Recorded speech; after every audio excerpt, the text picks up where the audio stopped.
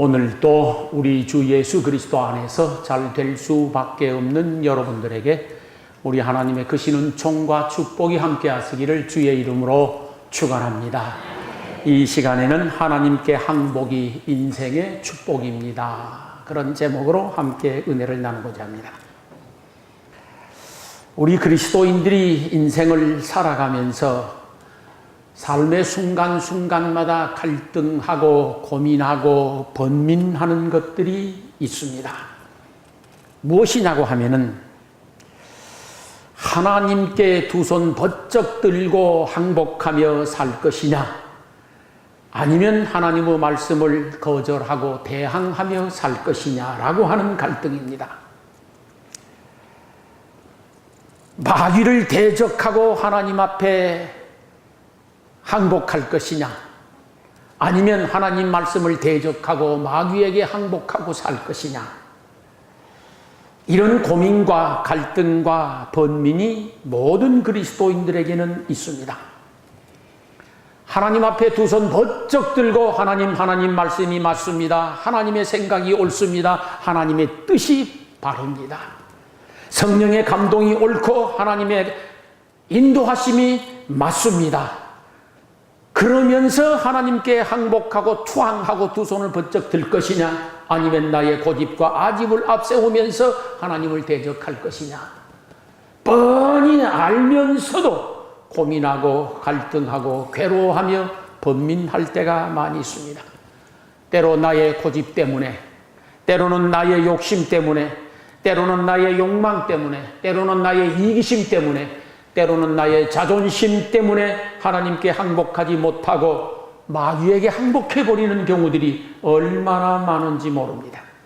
성경에 보면은 순종하라, 순복하라, 복종하라, 이런 말씀들이 많이도 나옵니다. 이 모든 것을 하나로 말씀을 드리자고 하면은 항복이라고 하는 뜻입니다. 항복이란, 하나님, 내가 졌습니다. 하나님이 옳고 내가 틀렸습니다. 하나님이 맞으시고 내가 그릇되었습니다. 그러니 두 손 번쩍 들고 내가 하나님 앞에 항복하며 하나님 앞에 엎드리고 투항합니다. 이런 것이 항복입니다. 나의 모든 생각과 나의 의사를 다 내려놓고 무조건적으로 아멘 하는 것, 그것이 곧 항복이 되어지겠습니다. 오늘 말씀에는 하나님께 순복하고 마귀에게 대적하라, 그렇게 되어 있습니다. 나머지는 다 거기에 대한 설명입니다. 왜 하나님께서 하나님에게는 순복하고 순종하고 복종하고 항복하라고 말씀하시는가? 왜 마귀를 대적하라고 하시는가? 그것은 하나님께 두 손 번쩍 들고 하나님, 저가 잘못되었습니다. 하나님 생각이 맞으시고 하나님 뜻이 맞으시고 하나님 말씀이 옳습니다 라고 엎드리면은 은혜 받고 복 받기 때문입니다. 틀림없이 그렇습니다. 하나님 앞에 항복하고 투항하게 되어지면 하나님은 우리를 행복한 삶으로 인도해 주실 것이고 평안한 삶으로 인도해 주시리라 믿습니다. 우리가 하나님 앞에 항복하고 납작 엎드리게 되어지면, 때로는 두 손 번쩍 들게 되어지면 우리 하나님께서 그 인생을 지켜주시고 보호해 주시고 책임져 줄 것입니다. 그리고 하나님께서 때를 따라 필요를 공급하여 줄 것이고 채워주시리라 믿습니다. 그러므로 살아가는 삶의 순간순간마다 마귀에게는 대항하여 싸우고 또한 투쟁할 것이고 하나님께는 항복하고 복종하고 엎드릴 수 있게 되기를 축원합니다. 우리가 살아오면서 수없이 많이 경험을 해보았습니다. 마귀에게 두 손 번쩍 들고 항복하고 투항했을 때와 하나님 앞에 두 손 번쩍 들고 항복하고 투항했을 때 결과가 어땠었는지, 마귀에게 두 손 번쩍 들고 항복하면은 큰일 납니다. 왜 그러냐?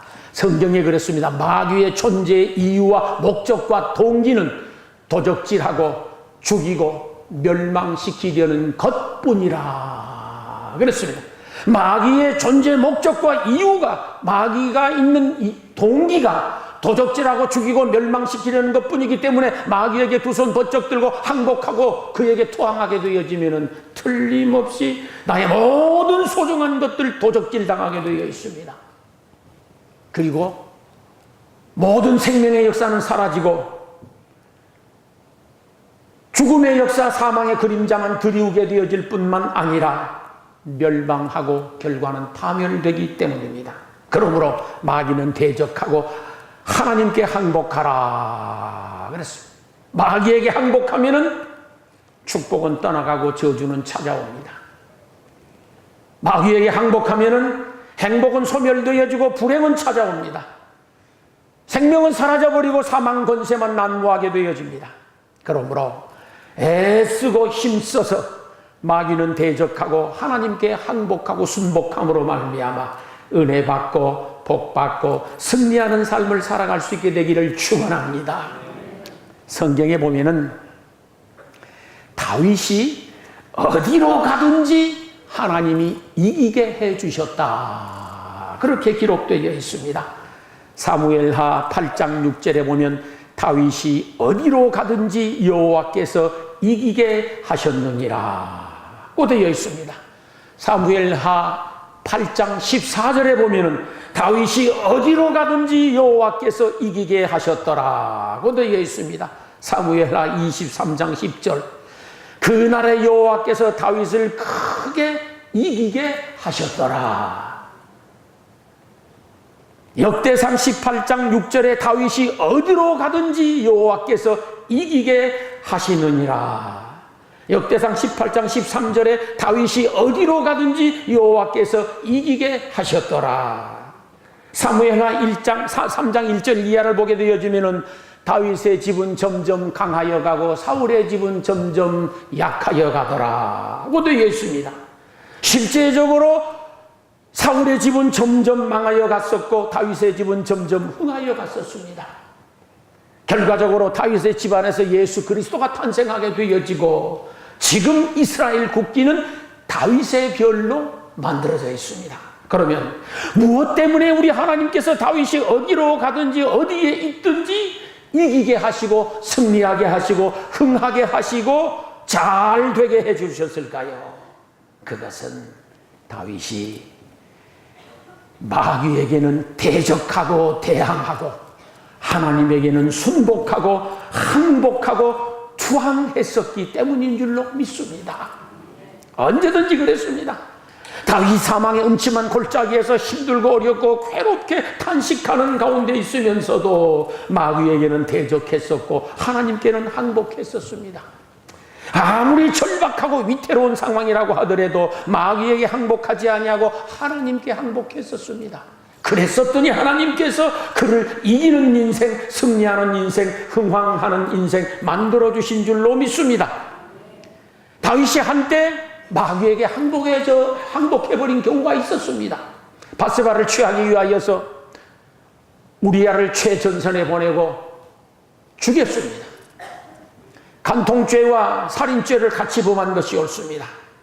이 일로 인하여 나단 선지자의 책망을 받고 그는 통곡하며 하나님 앞에 엎드려 회개하는데 침대가 다 젖어 썩을 만큼 통에 자복하며 회개했었더라고 되어 있습니다. 곧 그 잘못을 뉘우치고 하나님 앞에 두 손 번쩍 들고 항복하고 하나님, 저가 잘못되었습니다. 하나님이 맞습니다. 하나님이 옳습니다. 하나님의 말씀이 진리입니다 라고 항복하고 하나님께 투항했었더니 하나님께서 그를 축복하시어서 어디로 가든지 이기게 해주셨고 승리하게 해주셨고 흥하게 만들어주셨고 번성하도록 축복해 주신 줄 믿습니다.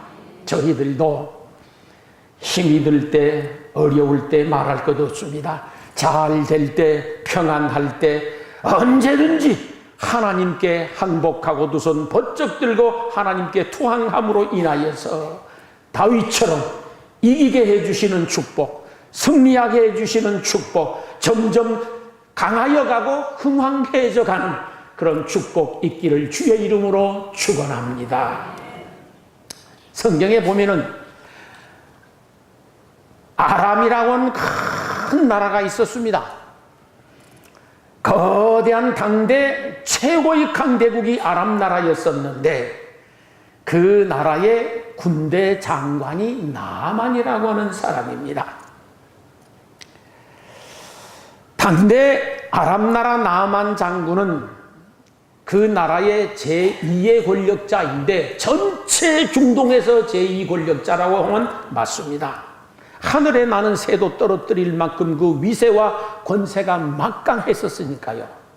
그런데 그 나만 장군에게 큰 고민거리가 하나 있는 것입니다. 어디 말도 못하겠고 죽을 지경입니다. 그것은 천벌이라고 여겨지는 문둥병이 들었었습니다.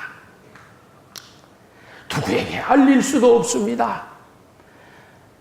세상의 모든 권력과 권세를 움켜쥐고 있는 나만이었었지만은 문둥병이 들어서 점점 시들어가는 자기 목숨과 인생을 생각해 보니 절망감이 밀려옵니다. 큰일 났습니다. 이 일을 부인과 상의를 했습니다. 이 일을 어쩌면 좋을까? 어쩌면 좋을까? 왕에게도 말을 못하겠고 주변의 사람들에게 알릴 수도 없고 알리면 그것을 훔치니까. 그러는데 어느 날 그 집에 계집종 하나가 있었는데 과거 이스라엘에서 잡아온 계집종입니다. 이 아이가 나만 장군의 문둥병 든 사실을 알게 되어집니다.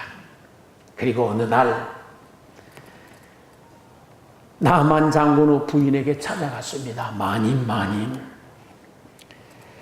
장군님이 지금 문둥병이 들어서 걱정을 하고 계시는데 우리나라 이스라엘 가면은 엘리사라고 하는 선지자가 계시는데요. 그분에게 가면은 고쳐주십니다. 이건 복음 중에 복음이요. 절대로 고칠 수 없는 절대 불치의 병인데 이스라엘 나라 가면은 엘리사라는 선지자가 있고 그에게 가면은 고칠 수 있다 그러니 이보다 더 복음이 세상에 어디가 있겠습니까? 그게 사실이냐? 그럼요. 내가 어느 안전이라고 거짓말하겠습니까? 그래서야 부인하고 상의를 합니다. 여보시오 부인, 이스라엘 가면은 병을 고칠 수 있다고 하는데 어떻게 갈 수 있을까? 왕에게 알려야 되지 않겠습니까? 그렇게 해서 왕을 찾아갔습니다. 왕이여, 사실은 제가 여차무차 이러고 저러고 해서 문둥병이 들어 지금 내가 죽어가는 입장에 있습니다. 그런데 이스라엘에서 잡아온 제 집에 계집종이 있는데 이스라엘 가면 엘리사라고는 선지자가 계시고 그분에게 가면은 고칠 수 있다고 합니다. 그러니 내가 이스라엘을 다녀올 수 있도록 허락해 주시기 바랍니다. 그러자 왕이 그 소리를 듣고 깜짝 놀라는 것입니다. 자기가 가장 아끼고 총애하던 장군에게 몹쓸 병이 들어서 죽어간다고 하니 너무 가슴이 아픈 것입니다. 그런데 이스라엘 가면은 살 수 있다는 거예요. 그러냐고. 좋다. 그렇게 하자. 왕이 은과 금과 비싼 옷을 많이 준비했습니다. 큰 수레로 하나를 준비했습니다. 어마어마한 은금 보화를 준비하고 친히 편지를 썼습니다. 이스라엘 왕에게 왕이여, 내 수하에 나만 장수가 있는데 내가 가장 아끼는 장수입니다. 당신에게 보내니 내 장수의 병을 고쳐주시기 바랍니다. 그러면서 친필로 편지를 써서 보냈습니다.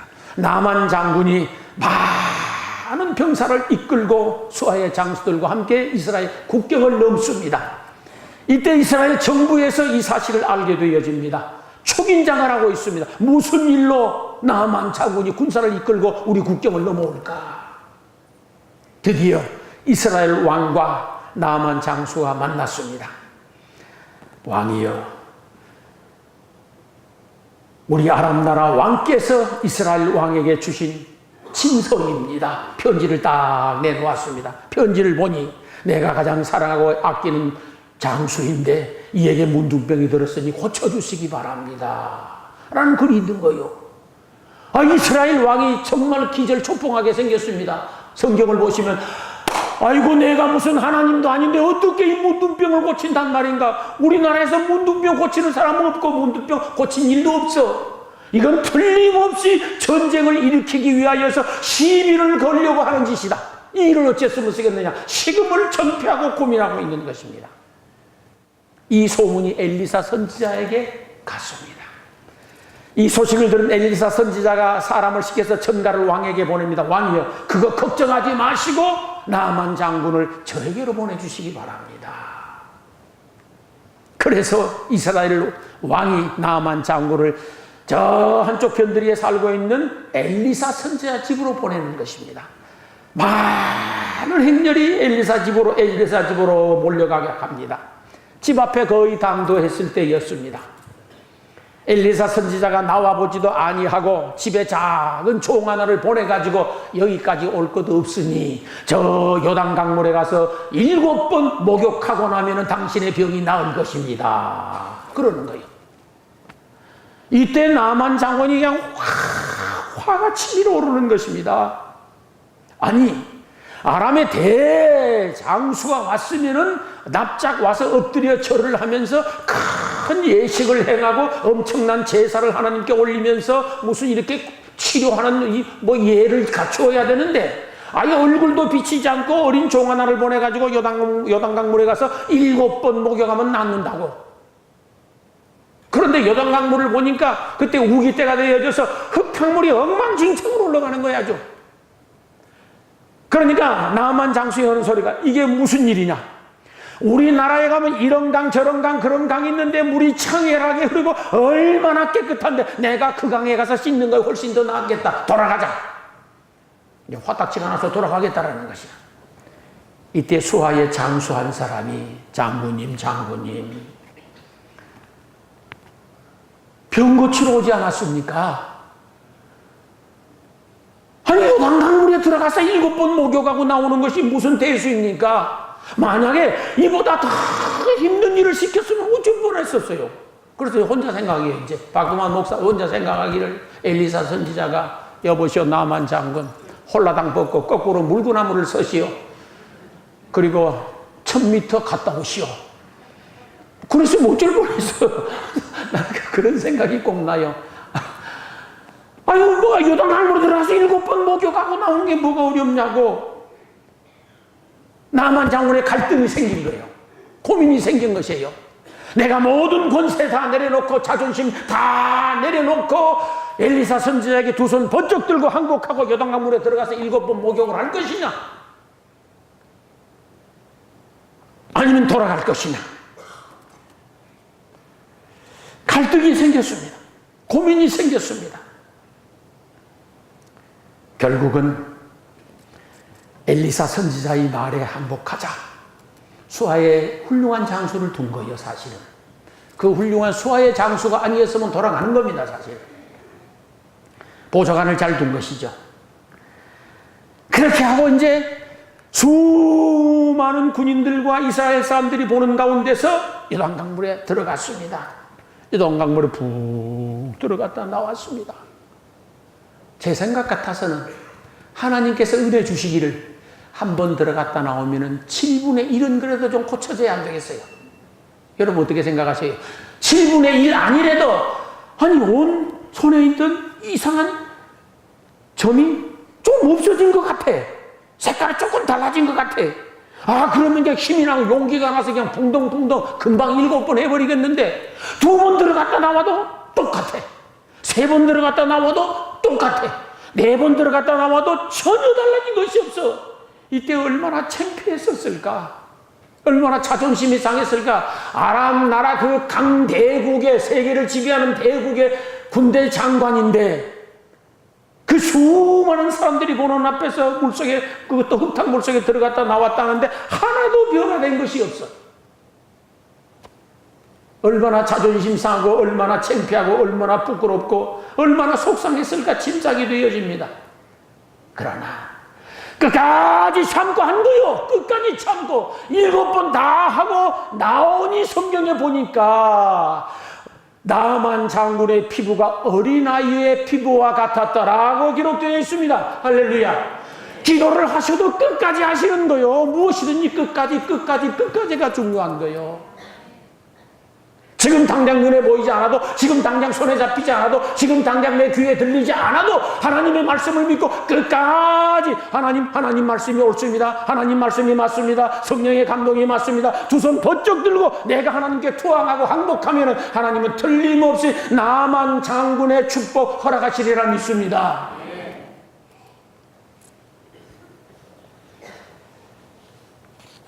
가룟 유다는 선택받은 사람이었습니다.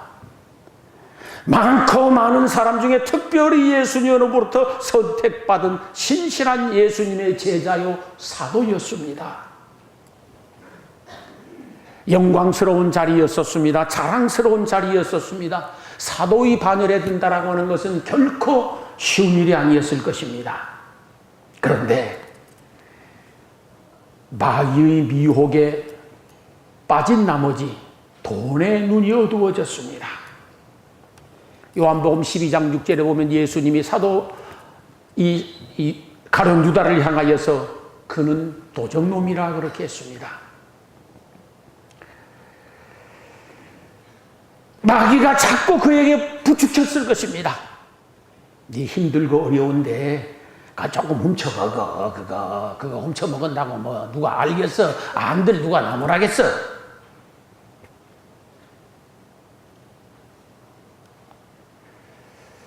성령의 감동은 그러지 말라고 했을 것입니다. 당연히 그랬을 것입니다. 그런데 마귀의 미혹에 빠져서 결국은 예수님께서 맡겨주신 돈주머니에서 돈을 훔쳐먹었습니다. 그리고 더 욕심이 많이 나서 결국은 예수님을 은 30에 팔아먹습니다.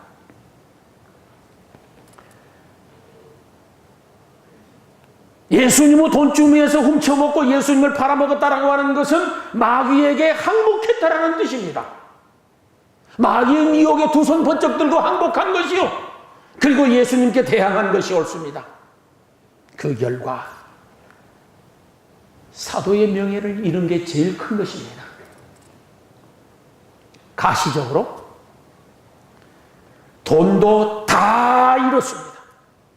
목숨도 잃었습니다. 영원히 저주의 대명사가 되었습니다. 그리고 지옥 갔습니다. 만약에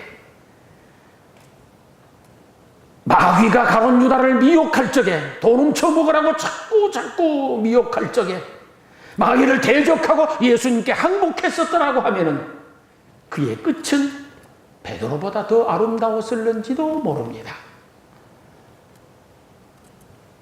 언제 어디서든지 마귀는 대적하고 하나님께는 항복하고 투항할 수 있는 성도들 되기를 축원합니다.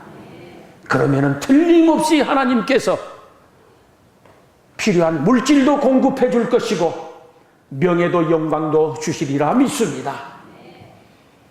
욥을 보십시오. 성경에 보면 욥은 온전한 사람이라고 기록되어 있고 정직한 사람이라고 기록되어 있으며 악에서 떠난 사람이고 신실하게 여호와 하나님을 경외하는 사람이라고 기록되어 있습니다.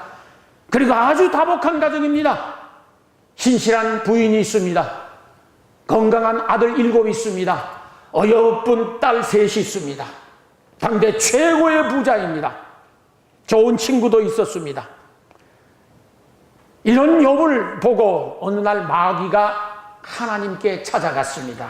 하나님, 욥이란 사람이 왜 저렇게 하나님을 잘 섬기고 정직하게 살고 온전하게 살고 악에서 떠나 하나님만 경외하며 사는 줄 아십니까? 왜? 하나님께서요, 욥에게 큰 복 주셔서 그러는 것이지 하나님이 그 복 거두어 가시면 욥도 등지고 배반합니다. 아니야, 욥은 그럴 사람 아니야. 아니, 그렇다니까요. 아니야. 그럼 제가 뭐 시험해 볼까요? 아, 그래, 시험해 보라. 시험해 보는데 욥의 목숨에는 손을 대지 말고 한번 시험해 보도록 해라. 그렇게 해서 사단이 욥을 시험하기 시작합니다. 모든 재산 다 빼앗아갔습니다. 10자식 다 죽여버렸습니다. 아내는 대신하고 가출해버렸습니다. 절친한 친구들도 다 떠나갔습니다. 소중한 명예도 잃었습니다. 몸은 병들어서 만신창이가 되어버렸습니다. 이보다 더 안 될 수는 세상에 없습니다. 아직도 나는 평생 동안 이렇게 안 된 사람은 못 봤습니다. 이때 마귀가 부축입니다. 야, 네가 그렇게 믿던 하나님 네 버렸어 이제. 하나님이 이제 너 떠난 것이야. 그러니 원망하고 이제 하나님 등 돌려. 하나님이 너를 버렸으니까 이렇게 된 것이지. 하나님이 너를 축복하면 이렇게 되겠느냐. 그러므로 하나님께 등 돌리고 이제 원망하고 불평하고 돌아서. 욥은 갈림길에 섰습니다. 기로에 섰습니다. 그의 심리를 우리가 추론해 본다고 하면은 사탄에게 항복하여 하나님을 원망하고 불평할 것인가? 아니면 그럼에도 불구하고 내가 하나님을 끝까지 믿고 하나님을 신뢰하고 찬송하며 감사할 것인가? 사탄에게 항복하여 절망하고 좌절할 것인가? 끝까지 하나님의 말씀을 믿고 희망을 가지고 꿈을 꿀 것인가? 갈등에 섰을 것입니다. 욥은 지속적으로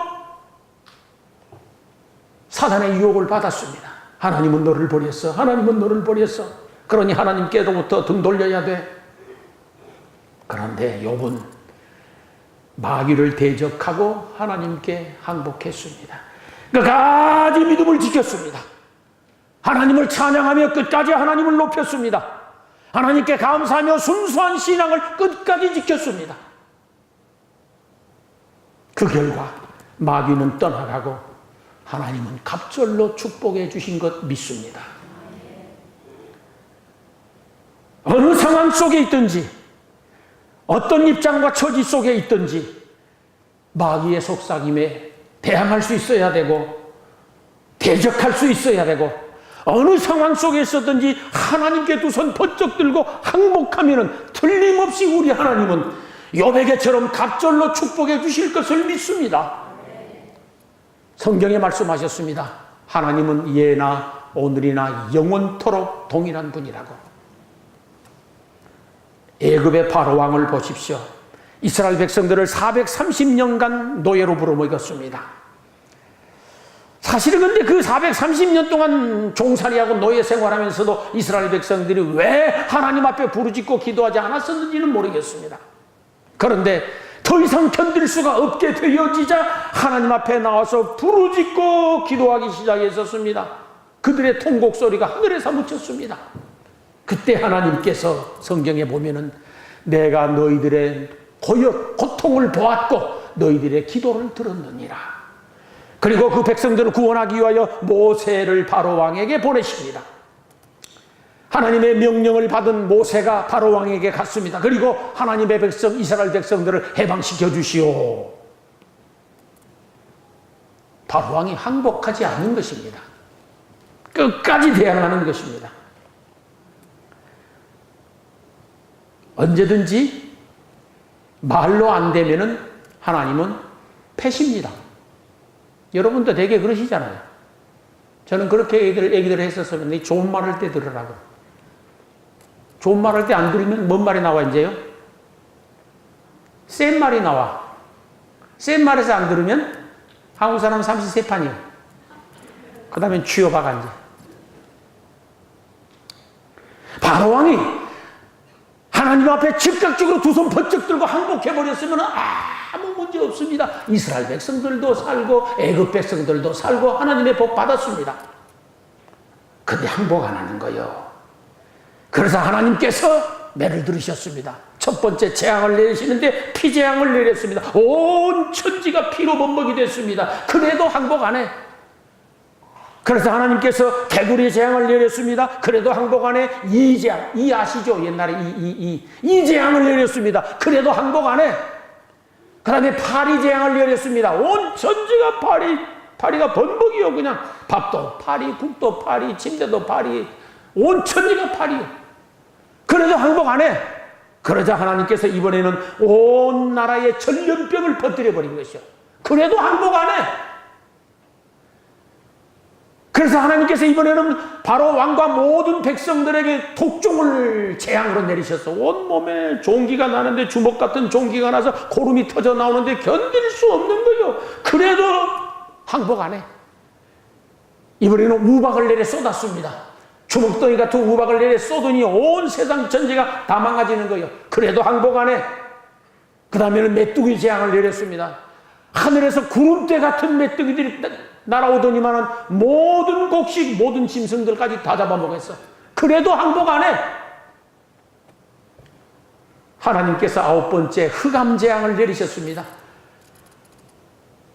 태양의 빛을 가려버린 것입니다. 온 천지가 캄캄해서 아무것도 볼 수 없습니다. 그래도 항복을 안 해.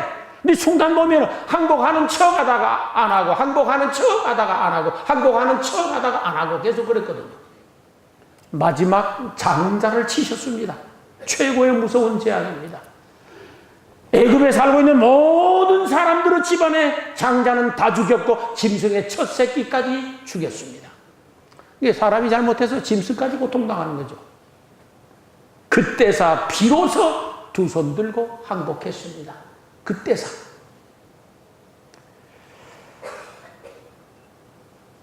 생각해 봅니다. 하나님이 처음 말씀하실 적에, 하나님 말씀이 맞습니다. 하나님의 뜻이 옳습니다. 하나님 생각이 바른 것입니다. 저가 잘못됐습니다. 라고 두 손 번쩍 들고 항복했었더라고 하면 이스라엘 백성들 어차피 내줄 것이요. 애굽도 복받고 바로왕도 문제가 없고 장자 죽을 일도 없고 그동안 수많은 재앙으로 고통당할 일도 없었을 것입니다. 그런데 성경에 보면 왜 바로왕이 하나님께 항복하지 아니했었는가? 그의 마음이 완고했었기 때문이라고 기록되어 있습니다. 완고란 무엇이냐? 고집이란 말이에요. 고집이 그를 죽이게 하는 것이요. 고집 때문에 두 손을 들지 못한 것이요. 고집 때문에 하나님 앞에 항복하지 못하고 하나님께 투항하지 못함으로 말미암아 왕과 더불어 모든 백성들과 짐승들까지 엄청난 재앙을 당하게 된 줄로 믿습니다. 하나님께 빨리 항복하는 것이 행복의 지름길입니다. 하나님께 빨리 항복하는 것이 축복의 길인 줄로 믿습니다. 그러므로 저희들도 마귀에게는 대적하고 하나님께는 무조건적으로 두 손 번쩍 들고 항복함으로 말미암아 재앙 없는 인생, 하나님의 은혜와 축복 있는 인생 될 수 있기를 주의 이름으로 축원합니다. 우리는 매일매일, 오늘도 내일도 모레도 금년도 마찬가지일 것입니다. 항상 하나님께 항복할 것인가 마귀에게 항복할 것인가 기로에 서서 갈등할 것입니다. 마귀에게 항복해서 절망할 것인가 하나님께 항복해서 희망을 가질 것인가, 마귀에게 항복하여 미워할 것인가 하나님께 항복하여 사랑할 것인가, 마귀에게 항복하여 죄를 지을 것인가 하나님께 항복하여 말씀대로 살 것인가, 하나님께 항복하여 불평할 것인가 하나님께 항복하여 감사할 것인가. 우리는 매일 순간순간마다 기로에 서게 될 것입니다. 하나님께서 선택은 저희들에게 맡기셨습니다. 그리고 그 결과는 우리가 책임을 지는 것입니다. 마귀에게 항복하면 저주이고 하나님께 항복하면 복이 되는 줄 믿으니 우리 모두 다 마귀를 대적하고 하나님께 항복하여서 은혜 받고 복 받게 되기를 소망합니다. 언제든지 그랬습니다. 마귀에게 항복하면은 마귀는 불행을 가져다 줍니다. 하나님께 항복하면은 하나님이 행복을 가져다 줍니다. 마귀에게 항복하면은 있는 복도 빼앗아 가지만 하나님께 항복하면은 없는 복도 가져다 주십니다. 마귀에게 항복하면은 열린 길도 막아버리지만은 하나님께 항복하면은 닫힌 문도 열어주시는 줄 믿습니다. 하나님께 두 손 들면 하나님은 축복의 손 들어주십니다. 하나님께 두 손 들면은 승리의 손 들어주십니다.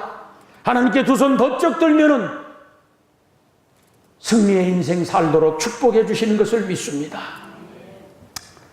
교회를 100개나 세운 장로님 한 분이 계십니다. 건축업을 하시는 분입니다. 대의그룹이라고 하는 그룹을 아시는지 모르겠습니다. 대의그룹 최의숭 장로님이십니다. 서울 화양교회 장로님이십니다. 그분이 간증문을 많이 써내기도 하고 간증 집회를 많이 하시기도 했는데 책도 보았고 간증도 들어보았습니다. 그분의 모든 간증을 요약하면 다음 세 가지입니다. 첫 번째, 어디에서 무엇을 하든지 그 일을 주께 하듯 해야 한다. 직장에 나가면 직장에서 주께 하듯, 사업을 경영하면 사업장에서 주께 하듯, 교회에서 일을 하면 주께 하듯, 교회 밖에서 일을 해도 주께 하듯, 무슨 일이든지 주께 하듯 성심성의를 다해야 한다. 첫 번째입니다. 두 번째, 아무리 불가능한 일이라고 하더라도 하나님이 축복하시면 된다고 믿어라. 하나님이 축복하시면 된다고 믿어라. 세 번째, 하나님을 대적하면 벌받고 하나님께 항복하면 복받더라. 그게 그 사람의 간증 전부입니다. 사랑하는 성도 여러분, 하나님의 축복을 끌어당기는 가장 최고의 힘이 무엇일까? 최고의 법칙이 무엇이고 1장 1절이 무엇일까? 하나님께 두 손 번쩍 드는 것입니다. 하나님이 옳습니다. 하나님 말씀이 진리입니다. 성령의 감동이 맞습니다. 내가 틀렸습니다. 내가 그릇되었습니다. 내 생각이, 내 경험이, 내 지식이 다 그릇되었습니다. 하나님이 옳습니다. 하나님이 맞습니다. 내가 두 손 번쩍 들고 하나님 앞에 항복하고 하나님 앞에 투항합니다. 하나님 앞에 엎드립니다.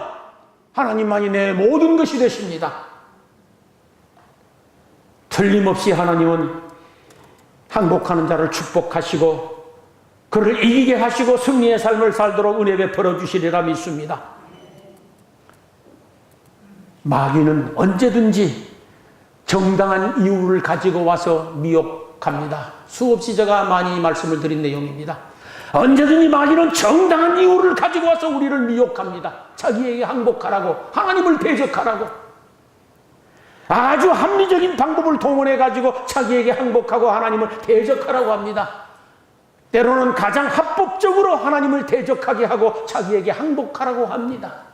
마귀가 어리숙하게 말도 안 되는 것 가지고 미혹할 리는 없지 않습니까? 여러 가지 모양으로 마귀가 아주 정당한 이유와 합리적인 방법과 합법적인 방법으로 미혹을 하면서 자기에게 항복하고 하나님을 대적하라 할 그때에 속지 않는 대명 교우될 수 있기를 축원합니다. 도리어 대적해야 됩니다. 틀림없이 대적하고 하나님께만 항복하면 결과는 행복이고 축복인 줄 믿습니다. 언제 어느 때든지 천부에 의지 없어서 손 들고 옵니다. 하나님 앞에 엎드리면은 하나님은 내 인생 항복하는 손을 높이 들어 승리의 삶으로 축복의 삶으로 이끌어 주시리라고 믿습니다. 우리 모두가 다 나의 모든 것 내려놓고 두 손 번쩍 들고 하나님 앞에 항복함으로 인하여 복받고 살고 승리하는 미래를 열어갈 수 있게 되기를 주의 이름으로 축원합니다. 기도드리겠습니다.